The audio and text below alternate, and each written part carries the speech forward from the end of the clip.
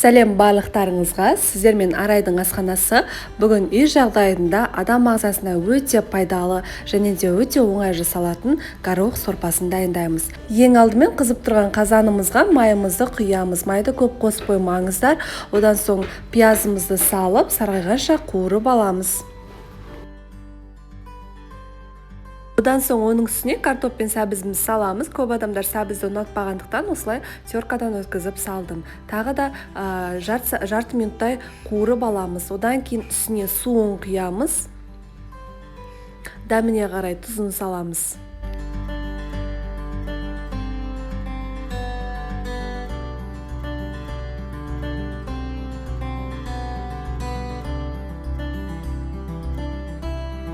Осы орайда қайнап шығуын күтеміз. Қайнап шыққаннан соң жақсылап 3-4 рет жуылған горохымызды саламыз.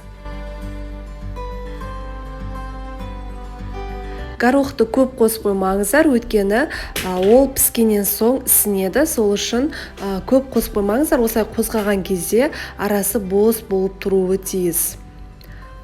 Тағы да қайнап шығуын күтеміз.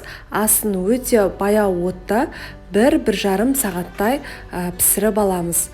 Горохты мен барынша езіліп піскен ұнатамын, сондықтан мен 1,5 сағаттай пісіріп аламын. Мінеке 1,5 сағат уақытымыз өтті. Біздің горох сорпамыз дайын болды. Өте дәмді болып шығады. Аптасына міндетті түрде 1 рет дайындап пайдаланамыз, өйткені адам ағзасына ең пайдалы сорпалардың бірі болып саналады. Міндетті түрде дайындап көріңіздер. Ешқандай етті қажет етпейді. Етсіз де өте дәмді болып шығады. Сіздермен бірге болған Арайдың асханасы.